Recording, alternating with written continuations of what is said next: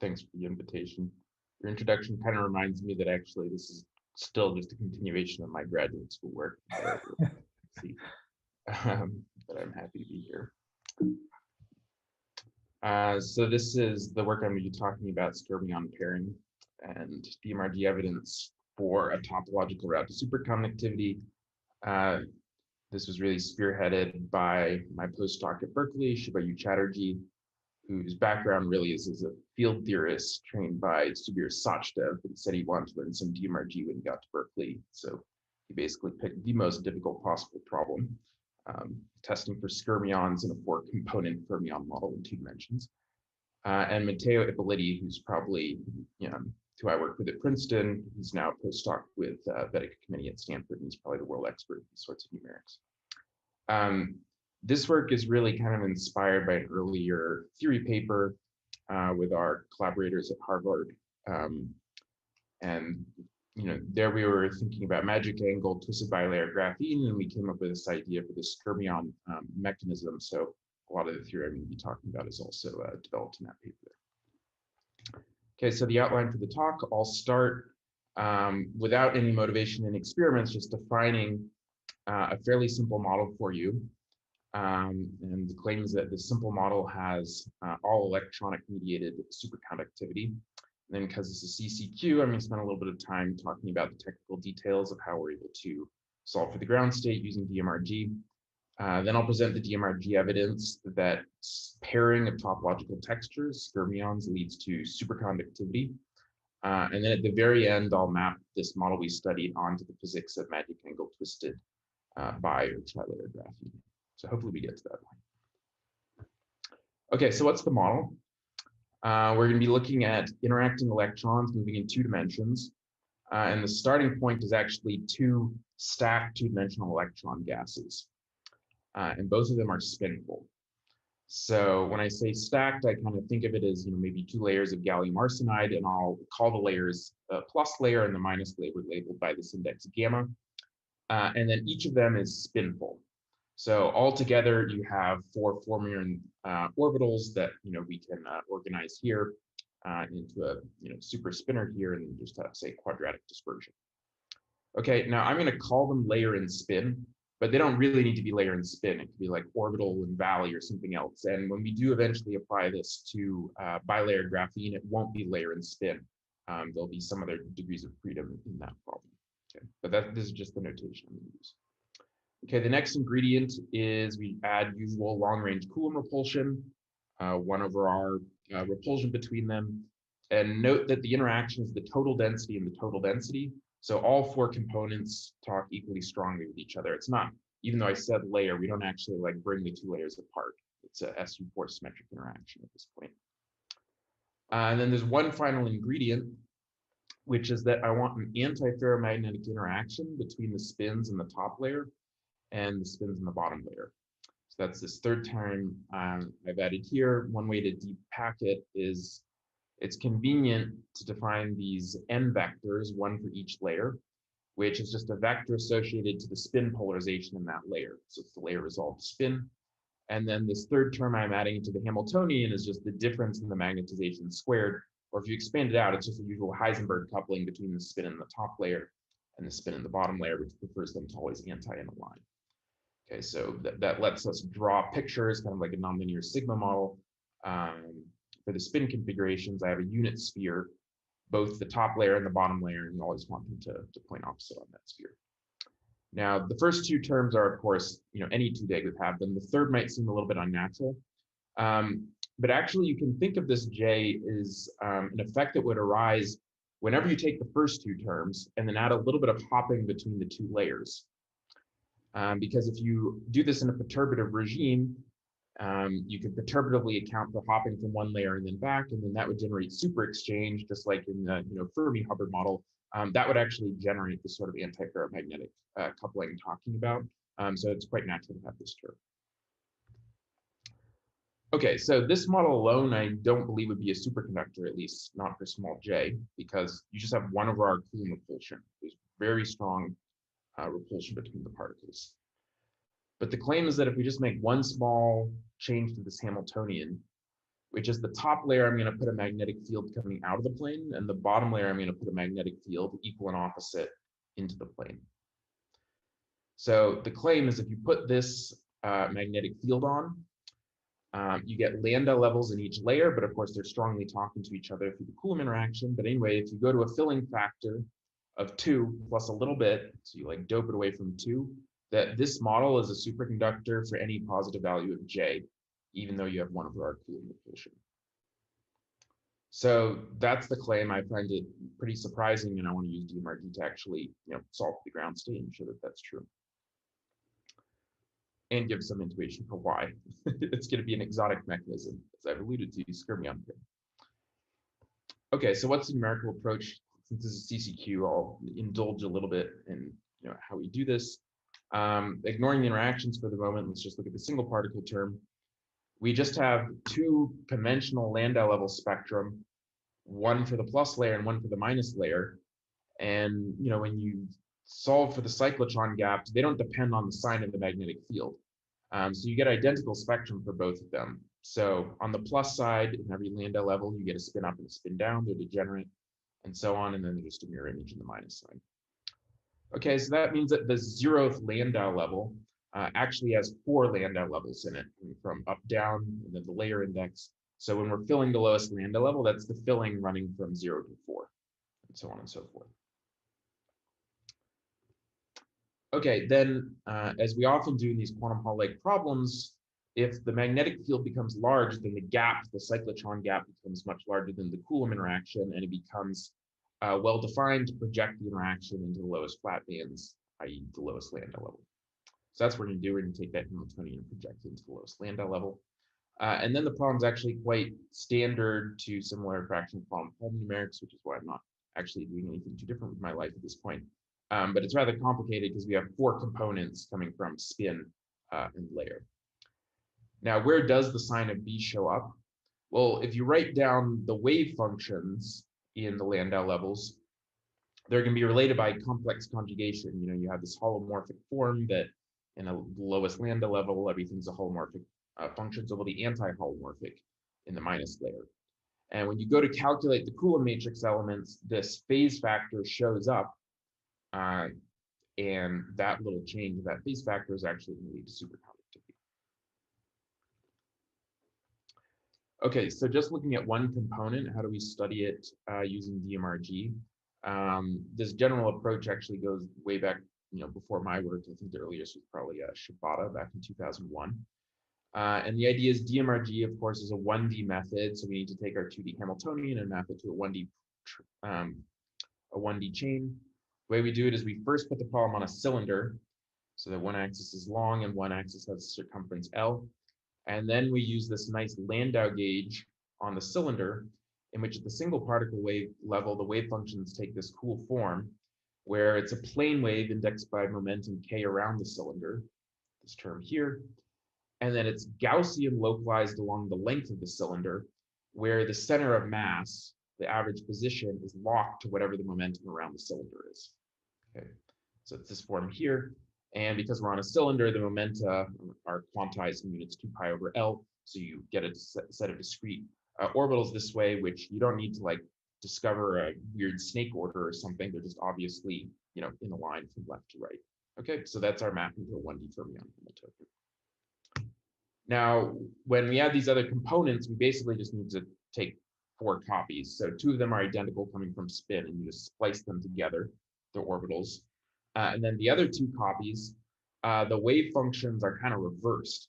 For a given momentum, the way the sign of the magnetic field shows up is whether the center of mass increases with momentum or decreases. So what we're going to have is 2 sets of our Landau level are spiraling to the right with momentum, and the other moving to the left, but you can still just interleave them according to where their center of mass position is. Okay, so we have this unit cell with 4 components in it. Anyone want to stop me there? Okay, at that point, we have our single particle basis, and we have this Hamiltonian. You just need to do all the matrix elements by evaluating integrals with respect to the Coulomb interaction and so on, and then you turn it into some very complicated 4 fermion interaction. course, it has translation invariance and some degree of locality, but it's not like looking at the nearest neighbor Hubbard model. And the reason is when you look at these Gaussian orbitals, their width is a magnetic length, let's just call that 1, and the distance between them scales inversely with the circumference. So by the time you're at the circumferences we look at it, 10 or 12, every orbital's overlapping with 10 or 12 other orbitals, or actually more like 40 once you include spin. So any term in this 4-body Hamiltonian, if you pick an orbital, it's going to be interacting with, I don't know, 10,000 other terms in this Hamiltonian. So it's a quite complicated Hamiltonian. But nevertheless, we can go to circumferences of 8 or 12. So it's not really a thin cylinder, it's a medium cylinder. And the way we do this, I need to give credit. This was my graduate's work with Roger Mong and Frank Pullman.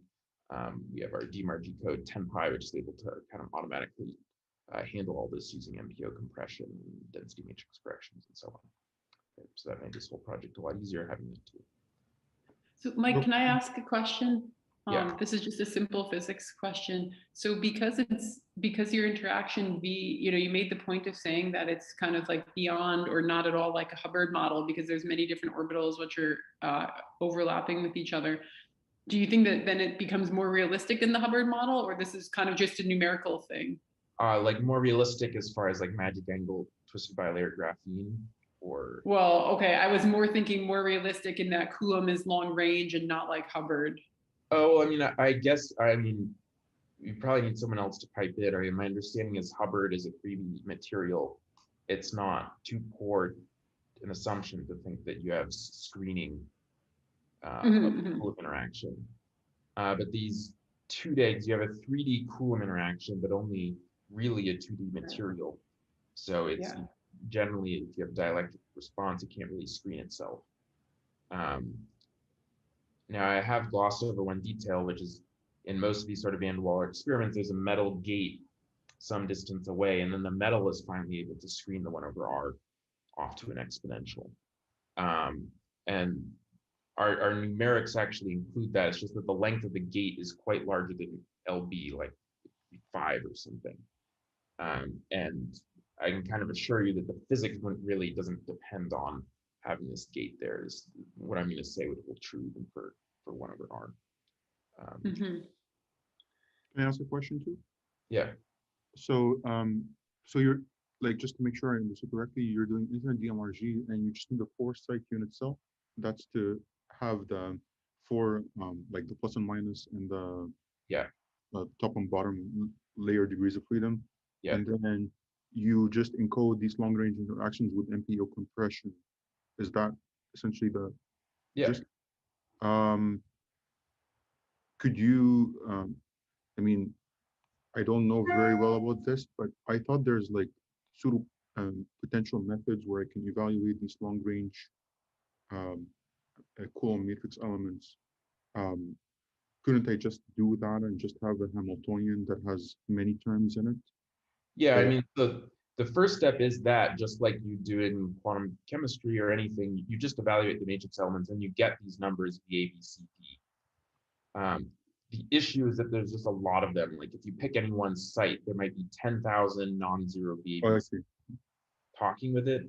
And if you naively try and just make the MPO, you could do it, but you'd find that the size of this matrix product operator would be like bond dimension 10,000 or something. Okay. So we need some way without affecting the precision to just like make it smaller. And it turns out there's just like tricks you can use. Like if you have an interaction which is an exponential, that can actually be written as a low rank matrix product operator, and that allows you to do a sort of compression. So yeah, when we do this, we don't change, like the Hamiltonian is represented to like 10 to the -5 accuracy, so it's not really an issue. And you don't actually present these interactions, like these 10,000 terms, you don't put them, you just have the whole expression and you compress the MPO somehow. Is that? Yeah. I mean, we first need to actually evaluate the 10,000 matrix elements. So that will take like a half hour or something, and then after the fact, you compress them. Okay. All right. Thanks. Okay, so what's the phase diagram? Well, so in the model I discussed so far, the only real knob was the density and then this strength of this J term. But it's going to be convenient partly to compare with magic angle graphene, to generalize the antiferromagnetic interaction a little bit, in that rather than making it completely SU2 symmetric, I can couple the X, Y, and Z part slightly differently, and I'm going to use this XXZ anisotropy. So in the XY plane, it's going to be the same strength, and then the Z plane can be different by this factor called lambda. So J is the average, and lambda is the XXZ anisotropy. So when we do this, there's no longer SU2, but there still is a spin rotation symmetry about the Z-axis, which is going to play an important role. That symmetry, if we do map to magic angle graphene, corresponds to the valley rotation, the valley U1 conservation. Okay, and we're going to measure units in terms of the magnetic length, which is the natural length scale. It's kind of like the lattice cutoff, and the Coulomb energy, E squared over LB. And then we're going to measure the strength of the antiferromagnetic term in units of EC, so that J and lambda are just some dimensionless numbers. So let me give you a schematic of what the phase diagram looks like. We fix a particular filling, and generally we're going to be interested in going to like 2 and then doping it a little bit, so 2 plus delta. And then we look at the phase diagram as a function of J and lambda, and generally what's going to happen is that for larger J, we're going to find it's a superconductor. Then there's a first order phase transition along some line at the critical J, and then below it, it's a boring phase like a charge density wave. The precise phase that shows up here actually depends on the doping, but for low doping, they're charge density waves. Another claim I won't really be able to get to in detail, but we try and justify it in the paper, is that if you ask what's the critical J once lambda goes to 0, then for low enough doping, the critical J actually goes to 0, and this is the statement that infinitesimal J is sufficient to stabilize superconductivity, even though you have repulsion. Okay, let's look at the actual phase diagram. So DMRG, you can just trust me that we found the ground state on circumferences, say 8 to 12. I'm going to show data just at a particular circumference. I believe this is 10. And then there's various order parameters we can measure, which I'll get into more detail about to look for superconductivity, to look for antiferromagnetic alignment between the two spins, the spins in the two layers. This is AFM XY order. And then we can also check for charge density wave order, and this is what you find. As I said, there's 2 phases: superconductivity at high J, and the coexistence of this charge density wave in the XY order at low J. What are the dopings you're looking at, like delta? We do everywhere from 2 plus 1/4 to 2 plus 1. And the phase, the shape of the boundary changes as a function of doping. But it still looks the same. There's still always just these 2 phases. But as I said, actually, the charge density wave, what phases there changes as a function of doping. Like when you're at 2 plus 1, it's actually just a boring integer quantum Hall state. Yeah. All the data I'm going to show is actually from 2 plus 1/4, just to keep things consistent. So you say it's a charge density wave by measuring the structure factor? Yeah, we'll see a picture of it. We just measure the structure factor, and you see some stripe pattern develop. So what is the numerical evidence for what do you measure for superconductivity? Yeah, so let's do that now. Let's do the hard thing first, which is superconductivity. Then I'll do the charge density wave, and then I'll do the XY order, just to convince you that they're all there. So let's first look at superconductivity. First thing you might ask is, what's the pairing channel? It's basically like S-wave in that it pairs together 2 electrons, which are right on top of each other. But we have 4 components, and what it pairs together, you can see here. It takes a charge in one layer and pairs it with a charge in the other layer with opposite, like singlet-like spin. So up, down, minus down, up. Okay. So in terms of gamma and sigma, the layer and spin, it's this gamma x sigma y is the pairing channel. So in this sense, it's not going to give like P wave or like topological superconductivity. As a phase of matter, it's actually just a BCS superconductor with this pairing. I'm not sure I'd call it S wave though, because they're 2 different layers. But okay. You guys looked for the other things, like P wave and D wave, but you didn't find it, right? Is that what you're saying? Yeah, we just revised the paper, and then we explicitly check that there's no P or D wave or anything. You only see this in the S wave channel. Yeah, it's because it's a good question. Now there's a subtlety though, which is superconductivity is of course breaking a global U1 symmetry, but when you're on a cylinder, at long distances, it's like a 1D system, and we know from Merman Wagner that the order can only be algebraic. So what we check for at any fixed circumferences is you measure the superconducting two-point function at 2 points distance x along the cylinder. And what we should actually find is that there's a power law with some exponent eta. And indeed, that's what you find. So this is on a log-log plot, the pair correlation versus distance along the cylinder. And what you find is, yeah, it fits a nice power law. There's one subtlety here, which is that when we do IDMRG, there's an accuracy parameter set by the bond dimension. And as you can see, these curves are going from a low accuracy to a high accuracy simulation. All it's doing is converging the power law out to larger and larger distances. And if you want, you can analyze this with the scaling collapse, and everything kind of fits a scaling theory. So it lets you extrapolate to infinite bond dimension and measure an exponent associated with this. I have a small question about that too, if that's okay. Yeah, yeah. Maybe you'll answer that later, but like in the regimes where you find the power law decay of the appearing pair correlation function, is it like the other correlators, the charge and the spin density wave correlators and so on, they have like decay that is like faster than that? Is that true? Or there could be coexistence of things?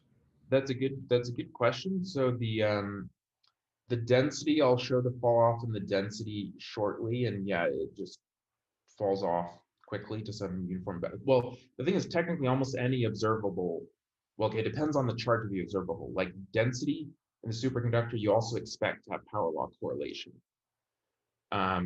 One thing you may or may not expect to have power law correlation is the spin-spin.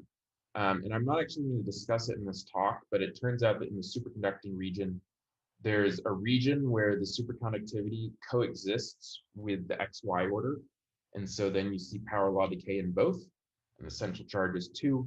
And then there's a region where it's only superconductivity, and you only see the power law in the superconductivity. So we checked that, but it for the purposes of this talk, I don't really have time to get into the coexistence region. That's a good question. But certainly if you measure the superconductivity on the other side of the phase boundary, it just decays exponentially, for sure. Now, one thing you might wonder here is whether it's just an artifact of a thin cylinder. So how do we know that the superconductivity actually survives if you scale the circumference to infinity? So there's a scaling analysis we can do actually. So you can ask the question, suppose you started out with phase fluctuations in 2D for the superconductivity with a given superfluid stiffness, rho. And then you can just take that XY model and put it on a cylinder and ask, as a 1D model, how does the predicted exponent scale with the circumference of the cylinder you put it on? And what you find is it takes the form I have here. The main point is just that if there is 2D superconductivity, this exponent should scale as 1 over L, right? So it becomes a slower and slower power law the larger the circumference, and that's how it becomes true long range order in 2D. So you can kind of see this by eye here on the left. We're showing these power law decays of the superconductor at circumference 8 and 11. And by eye, you can fit exponents and see the exponents go down the circumference. There's a way to do this more quantitatively in terms of a 2-parameter scaling collapse with circumference and the bond dimension in the matrix product state. And we found we can fit all the data quite nicely with a single ansatz of eta being, whatever, 9.6 over circumference. So it really is consistent with superconductivity over the full range of circumference, scaling to true off-diagonal long range order. I think this is pretty cool. Like, I don't think there's any other, maybe you guys know, I don't know that there's any other 2D repulsive model for all electronic superconductivity where people actually been able to show that it survives in 2D. Like for the Hubbard model, I mean, CCQ's been doing like heroic work figuring out what happens to the Hubbard model on circumference 4 and 6, and like 4 might be a superconductor, but then like 6 it isn't. So I was pleased it actually works out nicely here. So Mike, could I ask a question about the scaling? So Yeah. is this a general statement about 2D and different types of pairing, that the exponent should scale this way? Yeah, I don't think it would depend on like what the pairing channel is. It's just the physics of the phase fluctuations. Yeah. So for example, with short range interactions, and let's say in the Hubbard model, if it does have superconducting order, one would expect the same thing you're saying. Yeah, that's what I would expect if you get one rel in the Hubbard model. So in the Hubbard model, people have been able to measure this exponent at a particular circumference. So if you could scale it, yeah. I mean, of course, for low L, it deviates from this, but eventually it should reach this form. Yeah. So your data looks very, very clean. You worried about, so it looks like, so I guess it's open in the long direction. So it looks like the shortest measure you have about 10, distance of 10, and then it goes up to about some tens. Yeah, so to be clear, it's like infinite in one direction. And what sets how long we like take these measurements is the accuracy of the DMRG. Set some fall off along the length of the cylinder that you can see saturates at maybe 100 that we've taken, even though physically it's infinite. I see. So in your calculation, it's actually it's much longer than so you're just measuring and the long distance falls off because of the bound dimension or something. You're actually measuring a much longer cylinder than some tens. Yeah, exactly. I wasn't clear about that. It's actually, we use translation variant and use an infinite. So you do IDMRG, but nevertheless, you kind of effectively get a length coming from the bond dimension of the MPS, causing exponential decay at some point. Okay, so that must also be the answer, that you can do 10 or 12 circumference cylinders, while typical quantum chemistry type of things, which also have full matrix elements, I think are limited to much smaller sizes. Yeah, so it may be that the lattice spacing you should think of is, rather than LB, maybe you should think of the lattice spacing as square root 2 pi LB. And it's kind of ambiguous because of the continuum. And then this would correspond to like circumference 6 is our biggest or so. So maybe by that sort of conversion, it's not different, but there's not like one way to make that conversion. Okay. But I mean, you do need large bond dimensions of 8,000 or something. But compared to quantum chemistry, there's a lot more symmetry here because we have like layer conservation, spin conservation, and then the continuous translation invariance that we can exploit. So it makes it quite a bit more efficient. Good, thank you. Yeah. Okay, let's look at the charge density wave. You could actually just see it in a 1-point function. If you just measure the density, you'd see a stripe pattern. But I'll show something a little more sophisticated, which is the density correlation function, the pair correlation function in 2D. So the top panel is showing what it is in the charge density wave phase. This is the cylinder, so you know the circumference of the cylinder is running vertically and the length of the cylinder to the left. And you can just see there's this stripe positive correlation coming from the fact that there's a stripe forming. And there's also some like repulsive hole near the origin. So there's like a repulsive hole and then a long distance is a stripe. And we can plot the same thing in the superconductor. You see that far away it's featureless because there's no charge density wave order. And there's actually like this attractive region near the origin, as if the two electrons tend to prefer to be on top of each other, which apparently they do because it's a superconductor. Shouldn't I have expected for the, or shouldn't one expect for the superconducting case to have some wave-like form, because you should have long-range phase coherence, no? Or I'm mixing. Well, the thing is, this isn't really sensitive to the phase because this is the density. The phase part. Oh, so you're plotting here, maybe I'm misunderstanding. You're plotting G of R in the two different phases, right? Yes. Yeah. Okay, sorry. Yeah, my bad, sorry. So why do I see stripe and not more like a Wigner crystal form? It's a good question. It could be that, so this is a subtle issue. So partly, I think it's probably the same 1D physics I was talking about, that there's a continuous rotational symmetry around the cylinder because of the continuum Landau levels. So technically, the Wigner crystal is itself a type of U1 symmetry breaking. So I think probably the picture I have in mind is that it's like, it's basically quantum fluctuating the like relative rotation of the electrons within each stripe relative to each other, that kind of like quantum melts. Technically, we could try and measure, could I guess I could have tried to analyze this by Fourier transforming around the cylinder and see if you can see some small decay, but I don't. But it's actually not entirely obvious that it should be a Wigner crystal. It likely depends on the density. I don't know if you're familiar with like in integer quantum Hall at certain densities. Sometimes electrons prefer to form Wigner crystals, and sometimes they actually form stripes. It depends on the density. So there might be some similar issue here. Yeah, I think we didn't get into it too much because if I go to doping 1/2, turns out it's not a charge density wave. You actually get like a compressible composite Fermi liquid or something. Again, this low phase depends on delta and will depend on various other details if we were to add perturbations to the Hamiltonian.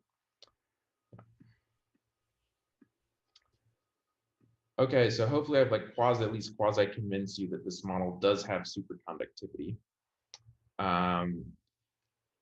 Now I want to explain why and use the DMRG to try and test the elements of this hypothesis. So of course we need to explain what the pairing glue is. There's no photons. And the claim is that the fact that we are working with Landau levels, that we have this topology, has an interesting implication for the nature of the charged excitations about nu equals 2, the half-filled Landau level. And the claim is actually that the lowest energy charge excitations are skyrmions in that spin texture. I was able to steal a picture from Quantum Magazine from last month. And the cool idea from this paper in collaboration with Harvard is that if your charge carriers are skyrmions, the skyrmions can get very big. They can like spread out their charge by having a large topological texture. And that causes all the Coulomb repulsion between particles to go down as 1/r, where r is the radius of the skyrmion. And then as I'm about to explain, this antiferromagnetic term is going to end up causing an attractive interaction between skyrmions. Because they're big, that attractive part is always able to win out over the Coulomb part for any j.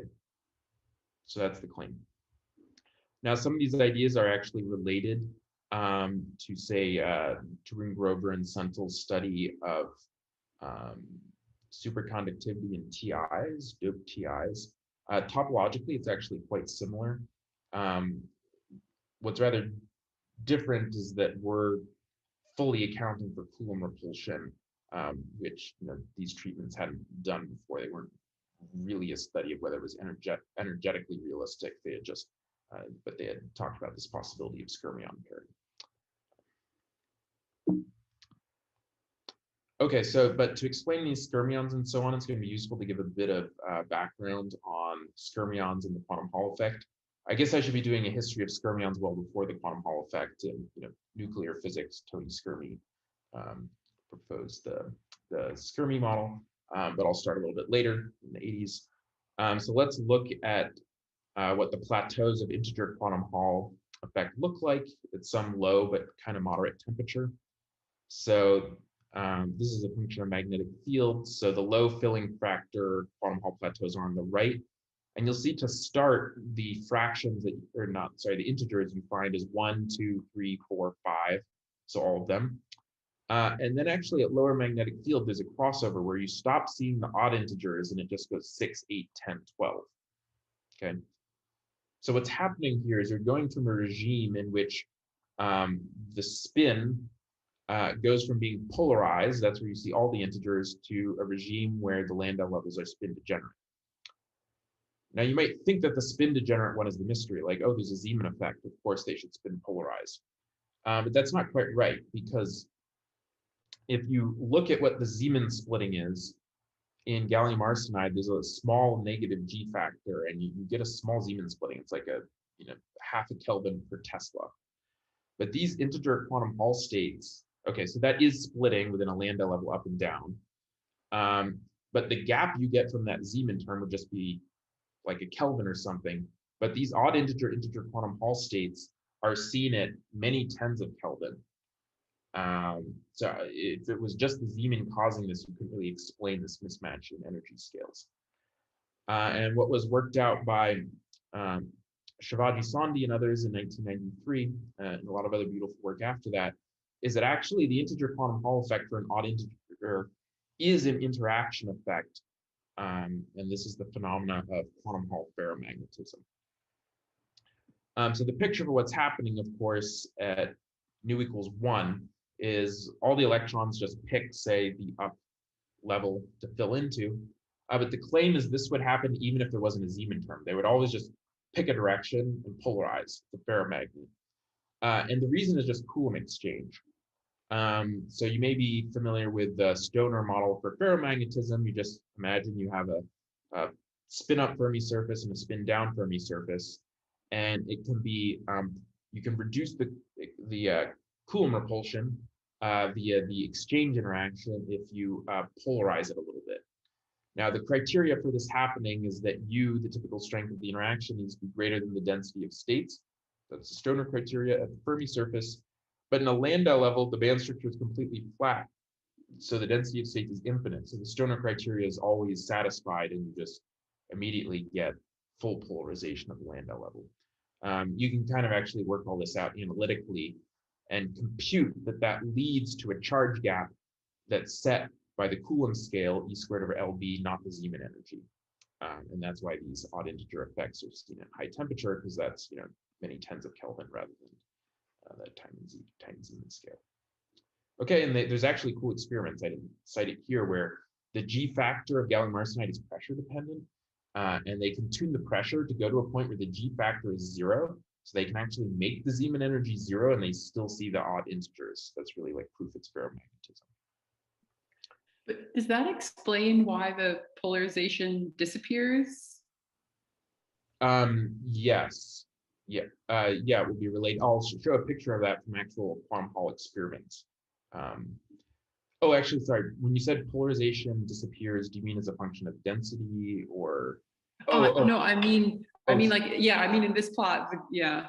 Yeah, because that Coulomb scale I was talking about scales a square root B. So at low B, the interaction energy is going down, and then there's really two effects. Part of it's that square root B is going down. It's also that when you're in higher Landau levels, the Coulomb repulsion is kind of smeared out because the wave functions become like big. Yeah, no, that makes sense. Coulomb changes with B. That was the thing that I missed. Yeah, that's the idea. Okay, so the amazing thing about the topology here, and this is this beautiful paper by Sondhi, is that you're probably familiar that if you have like a nonlinear sigma model, because here at each point in space, it's just a vector in what direction are the electrons polarized in the Landau level. We'll call that n. You can form this particular combination n dot dx cross dy. It's a topological term, so it integrates. It's like a total derivative. And what they showed based on earlier work is that the local topological density, which we would call the skyrmion density, this thing here, actually induces a physical electrical charge density in proportion to the Chern number of the band. Of course, they weren't really thinking of Chern numbers at the time, so it was just 1. But if you flip the sign of the magnetic field, your Chern number goes from 1 to -1, and that would flip the relation here. Okay. So if you integrate this formula, you find that if you put one skyrmion into the system, it carries charge 1. Well, okay, it carries a charge equal to the Chern number. So that's its relation. Q physical charge is equal to C times the topological charge, which is the number of skyrmions. Now note the skyrmions, it's an integer index, so you can have skyrmions and anti-skyrmions. The anti-skyrmion, it just like winds in the opposite way, and that would carry negative charge. So they did calculations and exact diagonalization and so on, and this really is the lowest energy excitation. And this is seen in experiments. It's pretty cool. So they can use NMR to measure the degree of spin polarization in the Landau level as a function of filling factor. These are these experiments from Barrett's just a year or two after Sondi's paper. At filling 1, you have like full spin polarization. And then the polarization very rapidly drops off with filling factor. And you can use this to compute per electron how much spin is reduced. Now, naively, you'd expect from the G factor of the electron that you'd get like 2 Bohr magnetons per electron removed. But instead, you get something like 20 Bohr magnetons. And the reason is because what you're moving is actually skyrmions, and those flip the spin in a large region, so they actually deplete the spin significantly. And that's what's being shown here. So super cool. Like this is seen in an experiment that's really charges at odd integers. Charge carries at odd integers. Okay, so how does this physics apply to our model? Well, first let's sit at nu equals 2, because the way we got superconductivity is we started at 2 and then we kind of doped it a little bit. So let's first figure out what happens at nu equals 2. Just like in the integer quantum Hall magnet, the Coulomb repulsion prefers to just like uniformly in space fill 2 of the 4 Landau levels. Okay, and there's many ways to fill 2 of the 4 Landau levels. But this fact that I put on this anti-ferromagnetic term is going to pick a particular way it wants to do it, which is it wants to put density 1 in one layer with a spin, say, pointing along x, and then density 1 in the opposite layer with the spin polarized pointing along -x. I mean, anyway, I just want the spin to point equal and opposite. Now, of course, it doesn't care where in the xy plane, because you have this, you still have this, it's an x at z, right? So it doesn't care x versus y. This is where the lambda term is important. For positive lambda, it wants to be in the xy plane. If you do set lambda equals to 0, then it doesn't care whether it's in the xy plane or along the North Pole, okay? So this is what we call the xy antiferromagnet. But note when I say antiferromagnet, it's only because the top layer is opposite to the bottom layer. But as a function of 2D space, it's completely uniform in the ground state. They're all pointing in the same direction. Is that clear?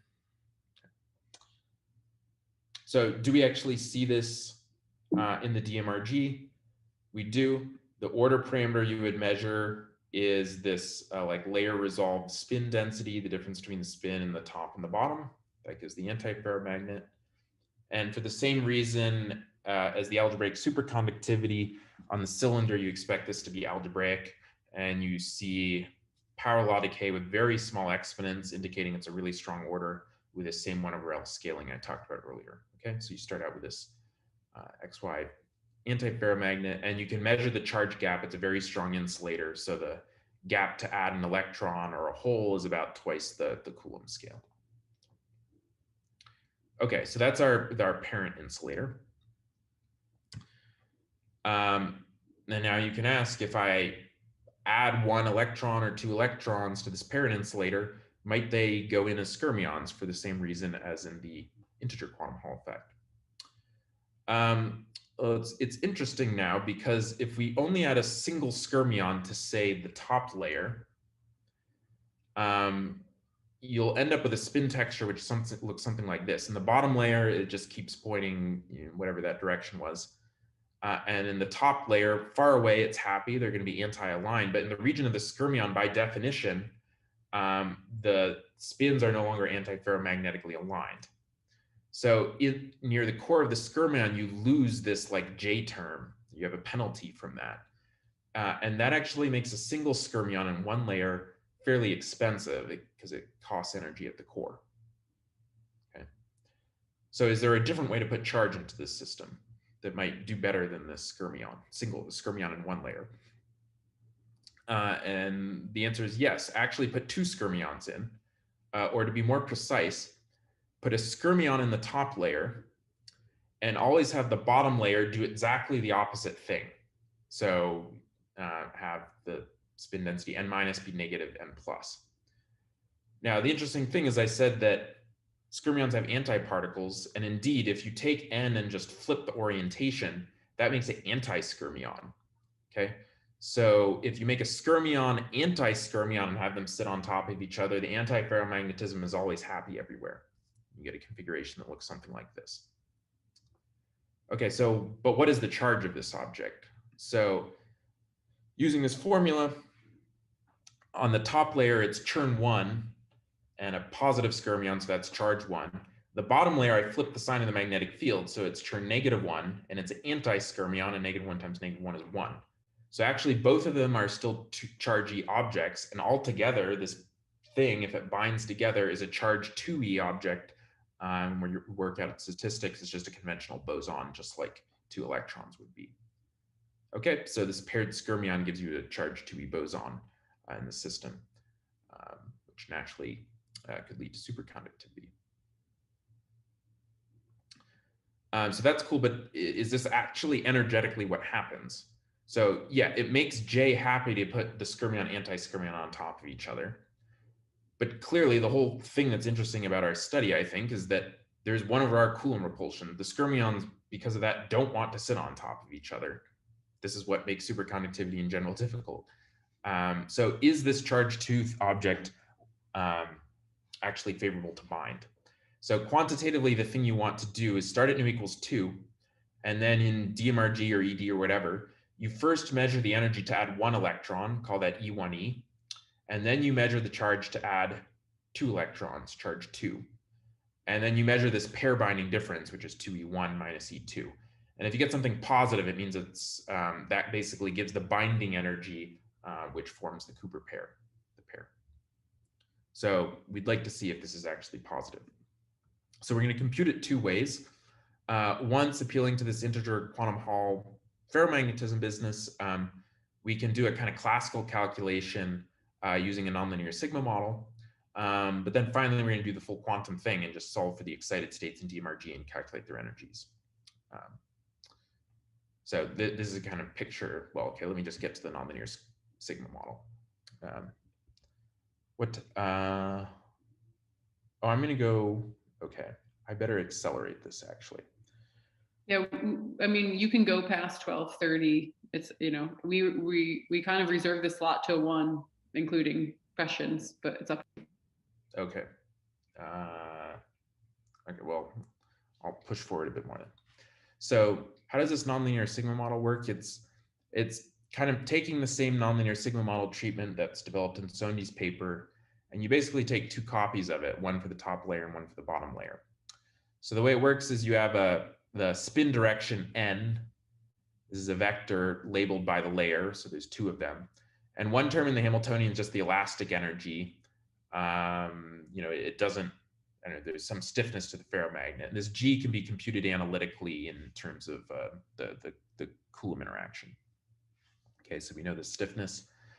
Now, another term in the Hamiltonian is I told you that when you have a skyrmion, so this particular weird combination of derivatives, that induces physical charge, and those physical charges interact with the long-range Coulomb repulsion. So we need to keep that term in the nonlinear sigma model. And then there's this anti-ferromagnetic pairing between the vectors in each. Okay, so you have a competition between these last 2 terms to determine if there's pairing or not. so what we did is we can actually just numerically solve for the lowest energy ground state as a classical thing. You can just discretize it and solve the PDE or whatever to find the ground state. So it should be, and I did that. But let me give you the intuition for how it works out. So if you make a skyrmion of a typical size R, so R is kind of like the volume over which the spins are different than everywhere else. It's able to reduce this middle Coulomb term part because just rho becomes, the density becomes distributed over a bigger region. And the key thing here is that in 2D, this elastic term is actually scale invariant. So if you just take a skyrmion and just scale it up, double the size, it doesn't cause any different elastic energy. So as far as Coulomb is concerned, within one layer at least, it just wants to make really big skyrmions. That explains the findings in the quantum Hall context. Now, what if you have two skyrmions, one in the top and one in the bottom? Well, if they both have size R, when they sit right on top of each other, the Coulomb interaction kind of gets smeared out over that size. So the biggest Coulomb repulsion they can see is actually 1 over R, even if they're right on top of each other. On the other hand, as I told you, like the skyrmions, if they're not on top of each other, the J term is getting violated. Whereas if they're on top of each other, the J is always happy. So that leads to a kind of attractive part, which goes as J times the size of the skyrmions. And you can see from this that as long as you make the skyrmions big enough, the J attraction always wins out over the Coulomb repulsion, and we expect pair binding. So that's the basic physics here for why small j can lead to pairing. So is that true that if I replace the Coulomb interaction with the V1 pseudo potential or short range interaction, it cannot stabilize superconductivity? No, I think that would be fine because the thing is that when you put this short range like delta function interaction, but then project it into a Landau level, what it really becomes is like a Gaussian. Well, I need to think about your problem. It's a great question. You need to think about it a little more carefully. I think the answer is still that it's actually even better than this, because what happens is that like I think the interaction will end up going as 1 over R squared in that case rather than as 1 over R. So it'll be even better. Hi. I should say here the Coulomb repulsion does the thing we would expect. It's bad for pairing in any situation I can think of. So if you make it shorter range, generally you have better pairing. I see. That's interesting. Hi, I have one question. Like, Yeah. So here we see there are 2 layers. Are these 2 layers like the real layers, or it represents like the valleys or some like? Yeah. So I've called it layer just because I like drawing it that way. But in actual magic angle graphene, it will be related more to valley. I'll get to that at the end. Yeah, Yeah, and because I should emphasize that the Coulomb repulsion is not weaker between the 2 layers than it is between the 2 layers. I use a completely like symmetric Coulomb repulsion. So in that sense, that's not physically like layers because they're not separated in space. But so the radius here is like it's still the real radius, or it's? Yeah, it would be like you see these like E blobs. It would be that radius. Yeah, because they are just sitting right on top of each other. So when you go to compute the Coulomb repulsion, there's no like distance term in the like spearing out the 1 over R. Yeah. Thank you. Yep. I think the pairing would become better if you made it layers, just for the obvious reason that if they're farther apart, it's easier for the 2 of them to sit on top of each other because there's less Coulomb repulsion. We didn't check that case, but. So if I make the 2 layers separated by a distance, by increasing the distance, how will that affect the pairing? Well, so it depends if you keep J the same. So if you allow yourself to keep J the same, but just makes them farther apart, it will almost certainly make the pairing easier, just for the intuitive reason there's less Coulomb repulsion between them, where the J is staying the same. The reason it's hard to imagine how you would realize that in experiment is, as I said, generally the actual physical origin of J is coming from some tunneling, some hopping between these two things. So as you separate them, you would reduce J, and naively that part would actually decay much faster than the Coulomb part, and then you'd, yeah, it would be bad. Mhm. Yeah. So the picture will be simpler if I keep J constant, but set D equals infinity.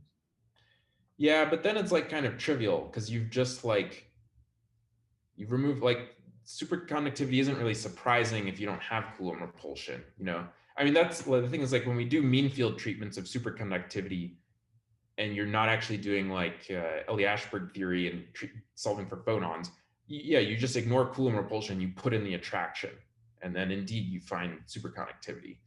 I mean, the kind of magic though is that you do have Coulomb repulsion, and generally with phonons, the reason it works is because of like retardation and screening and all this stuff. Mhm. I mean, that's not what's happening here, but indeed, if you just set D to infinity, there's no Coulomb repulsion between them, and they'll bind because of J. Mhm, mhm.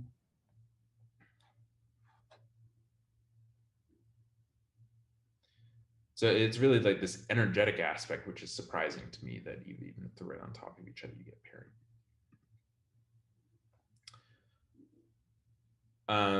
So the first thing I'll show you is just, we solve for the ground state of the nonlinear sigma model, and then we measure, you can either do it with 2 charges in the system or 1 charge. And then we measure this pair binding energy. And as a function of J and lambda, it looks like this. So everywhere red, they want to form charge 2 pairs. In the blue region, they would instead fly apart to 2 charge 1. So there's no pairing. Now at lambda equals 0, it kind of does what I said, where you can see to arbitrarily small j, you get pairing. It goes down with j, but it's always positive. But with lambda, lambda is clearly bad for the pairing, as you can see.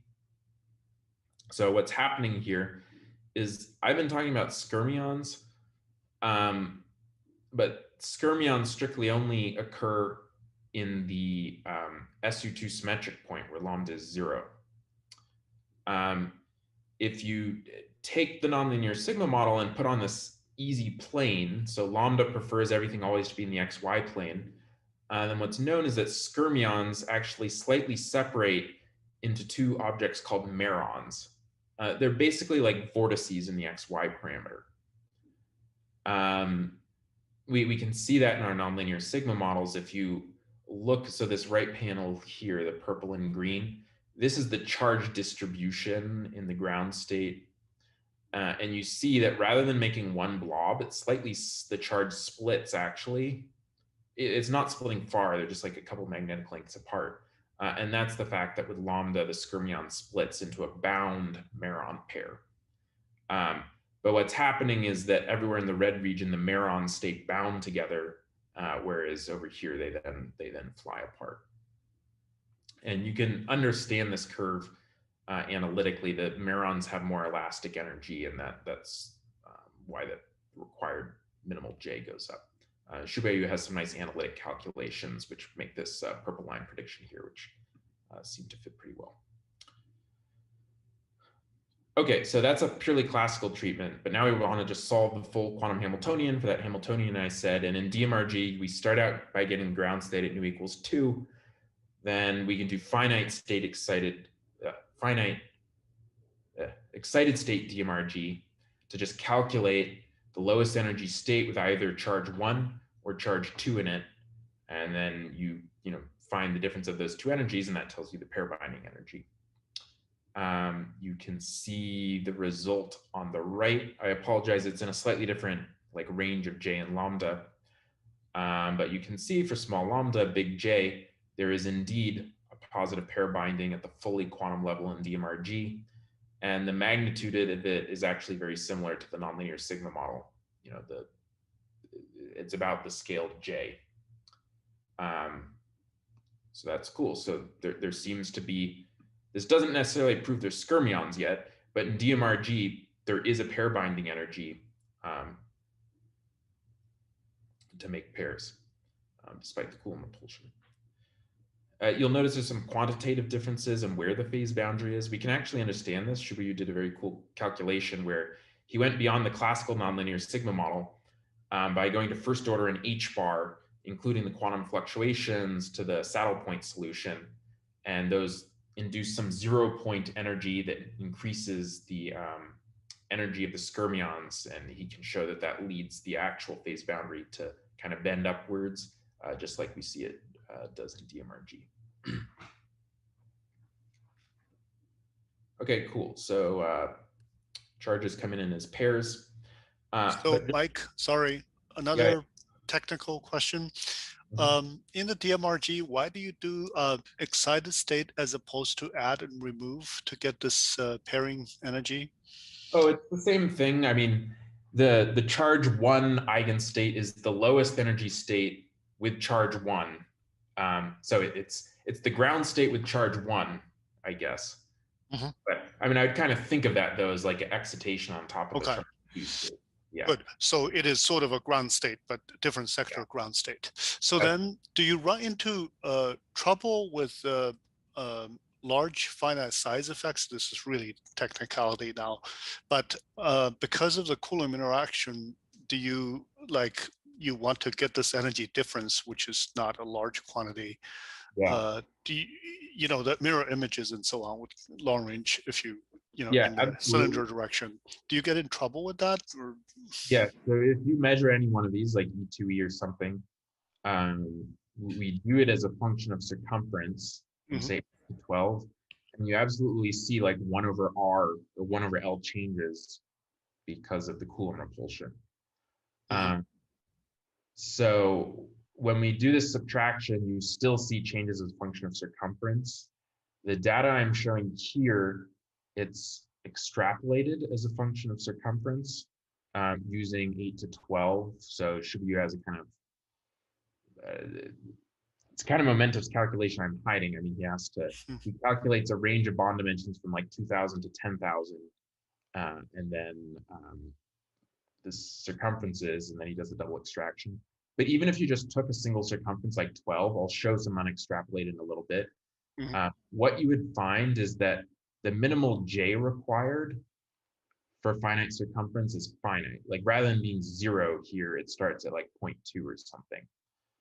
And you can actually work out that's expected when you put the Coulomb on the cylinder, it pushes up the critical J. So the fact that J goes all the way down to 0 only is true once you extrapolate to 2D. So I didn't put in this talk, but we think through those issues, and it's in the appendix. Okay, thanks. Yeah. Okay, so pairing would actually not be enough for superconductivity. So for instance, you could get these charges might enter as charge 2 bosons, but then maybe they could, I don't know, form a Wigner crystal or something, right? To get superconductivity or a Bose-Einstein condensate of these bosons, they need to have dispersion, which is what establishes phase coherence. Okay, so we need these charge 2 things to move around. Now, at first, it's a little bit puzzling because we started with completely flat lambda levels. There's no dispersion at the single particle level. So how is it that these charge 2 things can actually move around? And there's a really cool effect here, which it turns out that the topology is able to convert the interaction energy into a dispersion energy. And here's how it works. So suppose you have these 2 skyrmions, and suppose you boost them both to velocity v along some direction. Now, because they experience equal and opposite magnetic field, they're going to start feeling a Lorentz force, which pulls them apart. Okay, so that's F is equal to EBV, of course. And now what's going to compensate that Lorentz force is, as I said, the anti-ferromagnetism and so on mediate some effective binding interaction between them, mu binding. And so that will establish for a given velocity a preferred distance between them where the Lorentz force balances this kind of elastic energy, the spring, which is tying them together. Okay, and that spring, the binding energy, is coming from the interactions. So if you just work through this and Taylor expand to lowest order the binding energy. You assume the binding energy is, kr squared, just like a Hooke's law, and then work out what the energy is as a function of velocity. You find a quadratic dispersion relation with a mass set by whatever the Taylor expansion coefficient, the Hooke's law was, which in this case, at least at the classical level of the nonlinear sigma model, ends up being J in the appropriate units. Okay. So this topology, the effective Lorentz force, converts interaction into a dispersion relation for the pair. This kind of thing actually shows up in fractional quantum Hall physics in explanations of composite fermions. So for some of you, this sort of argument might be familiar. There's this general rule for composite fermions. It's known that composite fermions are dipoles that carry momentum perpendicular to the dipole moment. This is a like twist on this if you particle hole conjugate partly. That was probably confusing, but we can talk about it after. Okay, so do you see this in DMRG? Here, there's a lot on this curve, but let's focus just on two things. The solid circles are what you get by finding this charge 2 energy, the excitation of the charge 2 thing, as a function of momentum around the cylinder. So our numerics conserve that momentum, so we can find the lowest energy state for a given like targeted momentum using the conservation law, and use that to kind of get a dispersion relation, but our resolution is super coarse. The different colors are what system size you can do it on. So let's just look at, say, the lowest and the biggest.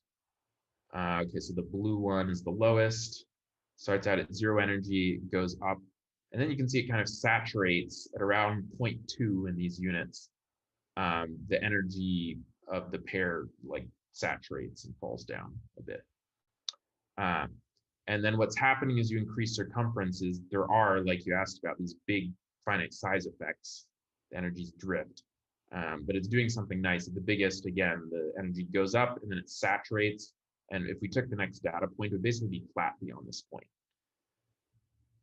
Okay, so it's because of the finite size effects, I'm not going to claim we've measured the dispersion relation, but the point is the energy versus momentum curve is non-trivial. It goes up and then at some point it saturates. Now, the classical estimate from the nonlinear sigma model is this dash parabola here, and it agrees to within 20% or something up until the saturation. Okay, so I can actually give you a picture for why this saturation is happening.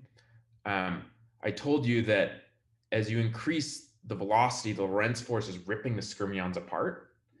So what happens is once K is big enough, the skyrmions get pulled far enough that they lose this binding energy and then they just kind of fly apart. So then the energy no longer depends on momentum anymore because they're already like far apart. We can see this actually. So what I'm showing these these pictures here is, let's focus on the left one. This x-axis is the distance along the cylinder, and then I measure just the charge density in this eigenstate with charge 2 in it. And then I guess I'll call it the y-axis here is the momentum. And so what we can do is just look at how is this charge distribution of the skyrmion pair evolving as a function of momentum. And you see at the bottom of the curve, like inside the parabola part, the charge forms one big blob with charge 2e because they're bound together. And then as advertised, as you go to larger momentum, the charge distribution separates actually into 2 peaks with charge 1e each. That's the pair getting ripped apart by the Lorentz force. So pretty cool. And on the right, we show it in the layer resolved way where we can separately measure the charge density in one and the other layer. And you can indeed see that the charge distribution slowly separate and then just fly apart. So that explains the saturation here. Once they're far apart, the energy doesn't depend on momentum that much. Okay, so this is the best we can do as far as like giving you a picture of the skyrmion. It's that thing, that blob right there.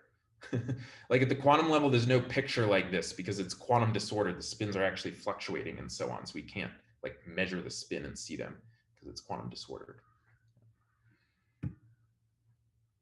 Okay, so we've shown that there's pairing, we've shown that there's dispersion, and when you put those two things together, we would expect Bose-Einstein condensation that explains the superconductivity. And you can actually check this kind of quantitatively in the sense that if we measure where that boundary was for the pair binding energy in the DMRG and plot it on top of our superconducting phase boundary, the pair binding energy is this white curve here. And you can see quantitatively like, except for right at lambda equals 0, which I don't quite want to get into. It's a finite size effect we understand, but up here it starts agreeing. There's other aspects we investigate. This isn't the only evidence, but I'll leave that to the archive post. Okay, so that's, let's see, what time is it? Oh, it's 12:40. Oh, well. Let me just say so quickly, magic angle, our motivation for this is explaining magic angle twisted bilayer graphene, or at least is the original motivation, and more recently twisted trilayer. Where this comes about is the following. So you have in magic angle graphene, you have 8 bands, flat bands. Just ignore the spin for now because spin won't play a role. The 4 orbitals I've been talking about are actually the valley and the fact that you have 2 bands at any momentum point. So where do the lambda levels come in? There's this beautiful lambda level picture of magic angle twisted bilayer graphene going back to the work of Jose et al. In 2012, more recently Ashman's group. What they show, the magic angle graphene has this cool limit where if you artificially turn off the interlayer hopping between the A in the top layer and the A in the bottom layer, the model at the single particle level becomes exactly solvable. And you find that the eigenstates have 2 properties. One, sublattice A versus B becomes a good quantum number. So your band structure can be labeled by sublattice in addition to valley. And 2, the bands, rather than just being pretty flat, are exactly flat. And they carry Chern number either plus or minus 1. So the way it works is the 4 bands, because we're looking at one spin, you can label by valley and sublattice, and Ka and K prime B have Chern 1, and Kb, K prime A have Chern -1. So this is exactly where we get what I've been calling the quantum Hall bilayer. It's really Chern bands in magic angle graphene that come in time reverse pairs. Okay, so my layer is Chern sector, and what I've been calling spin is actually within one Chern sector, there's a valley K contribution and a K prime contribution. So my spin is actually valley in magic angle graphene. Okay, so that's the translation. Yeah, there's evidence for this lambda level picture. I'll leave it at that. Now, where does the antiferromagnetic coupling come from? Well, that picture was in the chiral limit where the bands were perfectly flat. Really, there's a little bit of dispersion. And Eslam did this beautiful calculation. If you look at the form that this dispersion takes in the lambda level picture, it looks like a tunnel coupling, a hopping between the Chern 1 and the Chern -1. And you can do a perturbative second order perturbation theory in the hopping, and you find that it exactly leads to this super exchange antiferromagnetism between the 2 Chern sectors. So that's the origin of the J. And when you do this calculation carefully, because valley really only has a U1 symmetry, not like a full SU2 symmetry, you also get a lambda term at the same time. Okay, and then finally, we needed to have this XY state at nu equals 2. In the magic angle twisted bilayer graphene language, this is what we call the intervalley coherent state. So when we do both Hartree-Fock and DMRG on the actual Hamiltonian and magic angle twisted bilayer graphene, to the best we know it, and try and ask what's happening at this nu equals plus or minus 2 mod insulator, we find it's this intervalley coherent state. And there's more recent work from Princeton as well, which is also in agreement with this. So as I said, because valley is pseudospin, intervalley coherence means you're spontaneously going into a superposition of up and down, like valley K and K prime. That's exactly like order in the XY plane.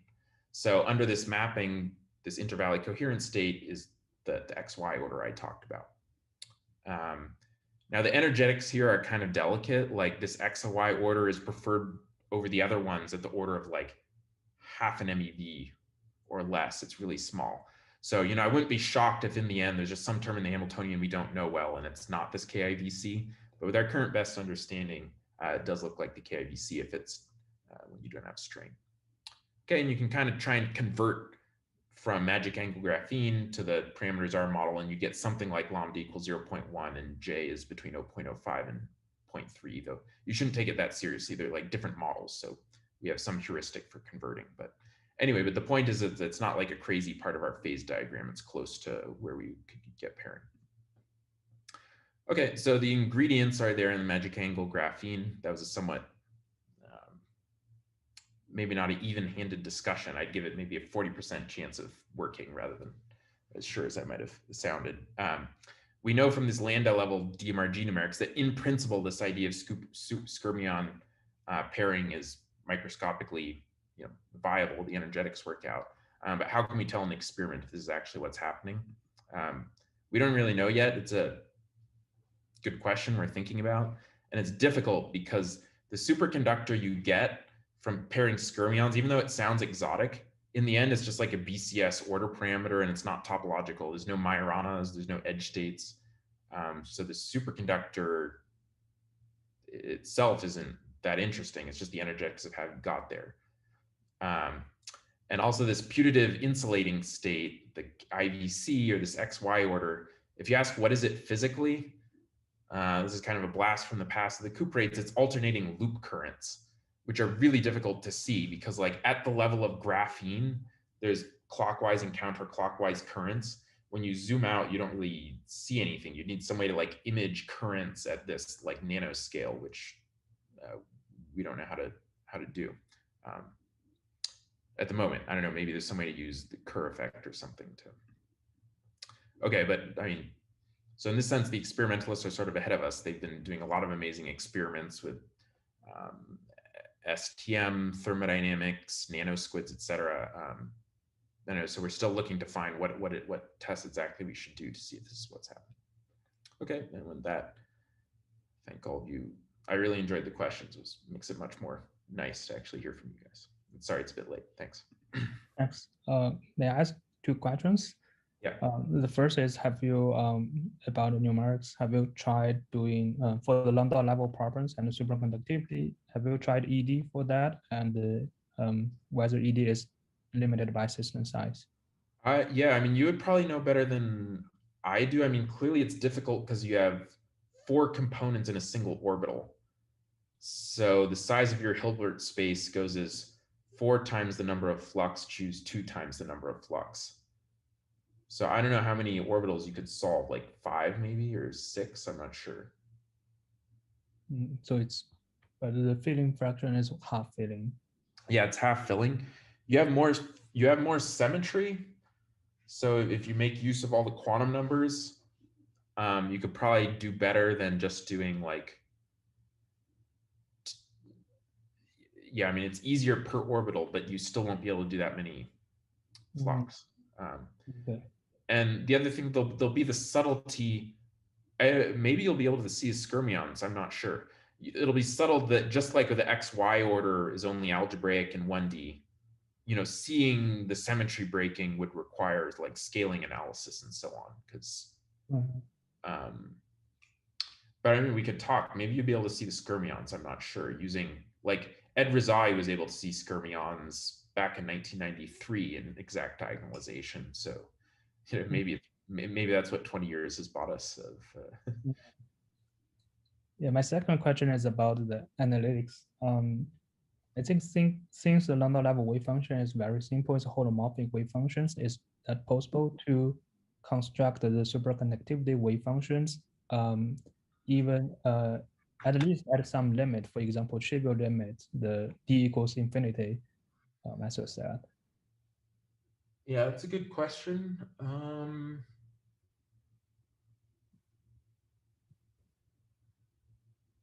Yeah, it might be. It might be actually. It's a good question. So there's a nice picture for like an analytic onslots for skyrmions in the integer quantum Hall effect using the holomorphic gauge. So one could try and adapt that and have 2 copies, but the thing I think is subtle is that if you have a single skyrmion in the quantum Hall effect, it doesn't move. So it's happy to just sit somewhere because it's in a magnetic field, its momentum is quenched. Whereas in this case, as soon as you put two of them together, it's able to start moving for that reason I said. The net thing doesn't expect to acquire a Berry curvature. So the object doesn't want to sit still. It lowers its energy by going into a superposition. So at least at the moment, I don't quite know what the ansatz would be, but there probably is an ansatz, kind of like with a CFL, where you can think of it in terms of dipoles. There might be something similar here. Yeah, if you have any ideas, that'd be fun to talk about. So far I don't have any idea, but maybe we can talk afterwards. Like, I was also wondering when you said that you did the calculation for actual TBLG, like what does that mean? That still entails a model of some kind, right? Yeah, so that's actual. Let me edit that right now. Well, you may have put quotes on it anyway. Yeah. So no, it was italic, which makes it sound like it's very serious. Well, we take the Bit-Switzer McDonald Hamiltonian using parameters from DFT to the best we can. And then for the Hartree-Fock, say, we just project the Coulomb interaction into the lowest, say, 20 bands about the Fermi surface, and then you do self-consistent Hartree-Fock. So we don't need to form Bannier orbitals or anything like that. You just work in K-space and just solve that model. It's the same sort of model that, say, Biao and Andre have been studying, et cetera. For the DMRG, we do exactly the same thing. It's just that we only have the computational firepower to do the two, the flat bands, the two bands closest to the Fermi level. And you put it on a cylinder and solve for the DMRG ground state. So maybe I could jump in there, Mike. Do you, so from that, what is your sense of what's most needed to go beyond? Is it the limitation of, only a small number of bands? Is it a limitation of the model? What is your sense? Well, my sense is, so the Hartree-Fock arguably might work well at the integers, but it will completely fail. So one interesting thing we find is that the Hartree, it depends on the filling you're at, but like at nu equals 0, the Hartree-Fock Slater determinant ground state ends up being extremely close to the DMRG ground state in general. So like at integers, Hartree-Fock seems pretty good.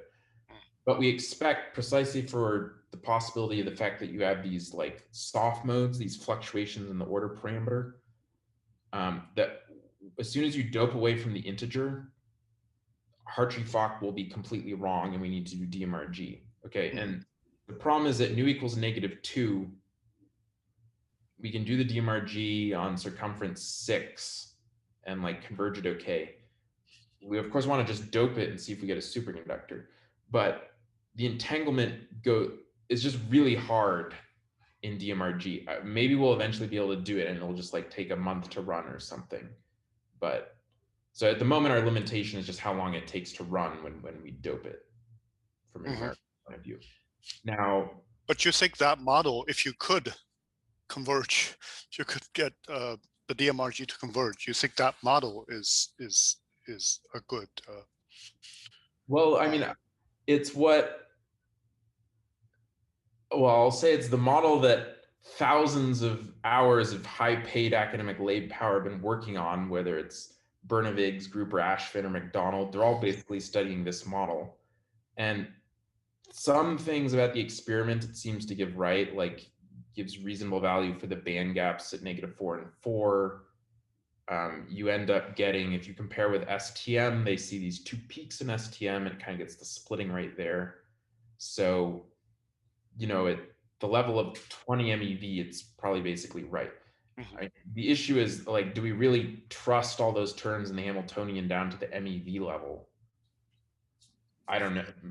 Probably not. So what one needs to do ideally in all of these numerics is make a phase diagram as a function of theta, dielectric constant, the details of the interlayer hopping, and see how robust any of this is. And for the insulator, we've done that, and we kind of know like, oh, at a critical strain value, there's a phase transition or whatever. Superconductivity, I don't even know if we're going to find it. Anyway, so I hope we find it, but I don't know. Everyone's assuming that you can get it from this model. Not everyone. There's kind of two camps. Some people think we're going to need to add phonons, and some people think this model is enough. That's kind of the big question. So hopefully maybe DMRG can actually answer that.